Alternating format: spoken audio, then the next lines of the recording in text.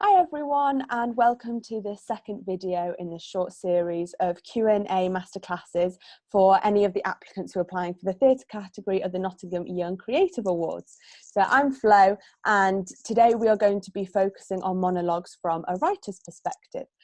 So we're joined by Naomi. Naomi, why don't you tell us just a little bit about yourself? Sure. So hello, I'm Naomi Obeng. I'm a writer, a playwright. I recently did some work with Nottingham Playhouse. I wrote Jack and the Beanstalk, which was the family show that was online over Christmas. And I also did a monologue show, kind of scratch performance at Unlocked Festival in October. So that might be quite relevant for this as well. Yeah, great. It's going to be great to hear some of your advice. So we're just going to jump straight into the questions, if that's okay.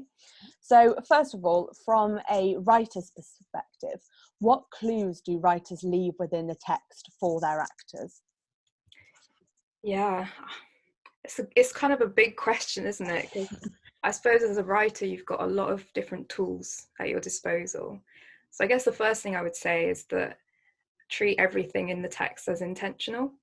And I think part of the actor's fun task is to discover why the writers made the decisions that they've made.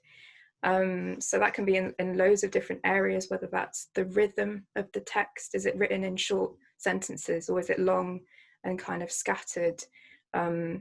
What's the voice of the character? How do they speak? Is it a regional accent?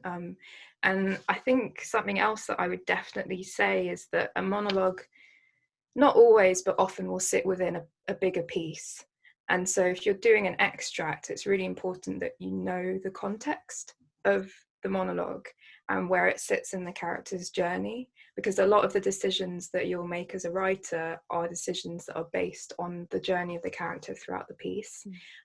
So that will always inform kind of what you see in the monologue. So definitely, if it's part of a play, read the play. What tools? I mean, usually one of the great things about a monologue is that the actor has a lot of space to interpret. So I would say that it's definitely about looking at how it's written, the rhythm, the voice, and then you can start thinking, okay, beyond that, what's the monologue doing? Because a monologue it's not just someone talking. You say it's someone talking, but it's not just someone talking, it's someone trying to communicate something to an audience. So it's about finding out what that character is trying to say and how they're saying it. So they might be a character who's very straightforward, or might be a character who's not, and maybe the things that they're saying are not exactly what they mean. Maybe they're trying to be manipulative. Maybe there's something below, we call that subtext. It's kind of, what are you doing with your words, but you're not necessarily saying it with your words. So yeah, all of that is really, really important. And it gives it, I suppose, in performance, the actor can bring that alive. And sometimes it's not just the words you're saying, it's also what's not there. It's kind of hard to talk about it like in the abstract, but hopefully that makes sense. Yeah. No, I think that definitely made sense. And I think it's also really interesting, that point of context is one that I touched upon in a previous Q&A, and I'm sure that as well, once we do the director one and another performer one, I think that's going to be a piece of advice that keeps coming back. So context for everyone who's watching at home. Yeah. Okay, so also some of the applicants may be writing their own monologue. So what advice would you give to those who are going to be writing their own monologue to perform for the awards? Ooh. Well, firstly, that's really exciting. That's really cool if you decide to do that. There's so much to play with, and the great thing is also you can tailor that to you as a person and what you're interested in. That always comes through. I love that when you really see that an actor's really connecting personally with a monologue.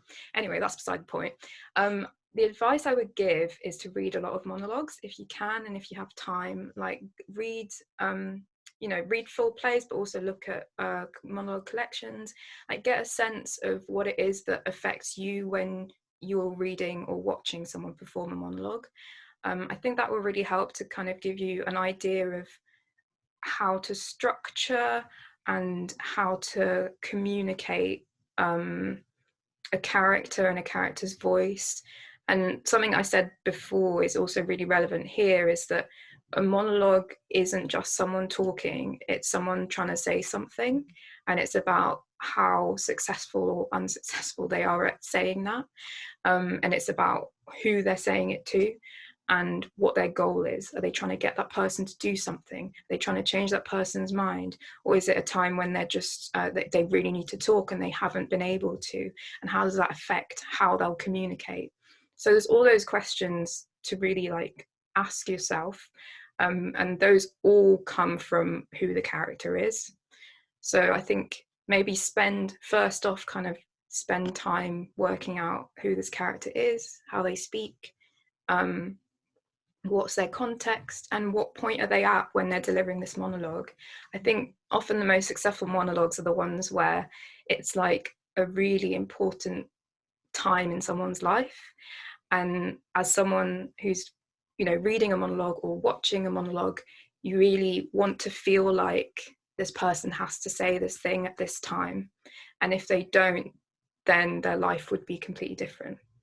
It's kind of like extreme, but I mean, we're in the realm of drama.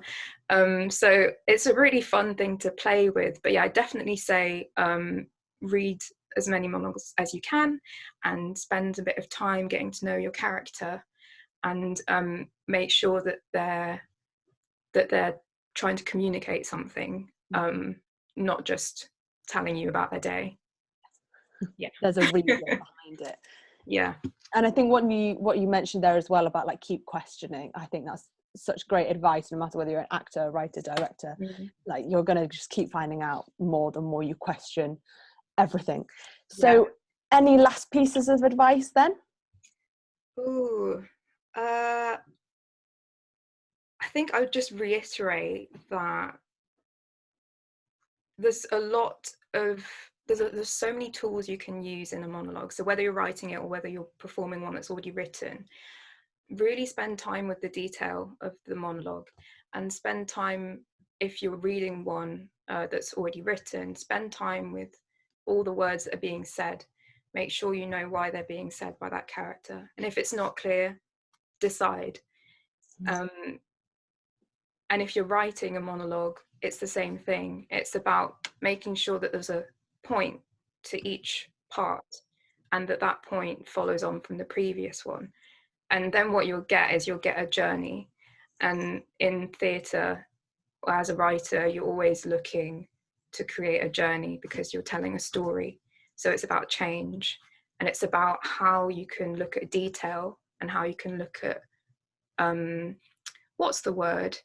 contrast as well, because that's something that I'm really interested as a writer. And I think in a lot of really good monologues, there's always contrast, and there's always a journey, and there's always emotional content, and that's what people connect with. Yeah. No, that's great. And I think you're totally right, because this is going to be watched by a judging panel, and they're going to be able to see whether you've understood those details, or if there's like a word you don't quite understand and you've just sort of skipped over it. They're going to be able to see all of that. So I think attention to detail is a really good piece of advice. Yeah, absolutely. And it's good for any actor to really spend time with text, because that's what you're going to be doing. And it's about loving the language and finding out is kind of a process of discovery, I think. And I find that as a writer as well, it's kind of like I'm discovering when I'm writing, and then I hand it over to an actor, and I love when they discover something new that I didn't even know was there. So yeah, it's really important to get that detail and to really know and understand each bit. And if you don't, ask someone. That's such a great way to look at it as well. Yeah. So thank you so much for joining me, Naomi, and for taking the time to talk to me. I'm sure everyone watching at home is going to find that really interesting and helpful when preparing their monologue. So thank you so much. And if you are sat watching this at home and you want to find out more about the theatre category of the Nottingham Young Creative Awards, then you can visit their website, or you can contact Lakeside on their social media. So thank you very much for joining us, everyone. Bye. Bye, Naomi.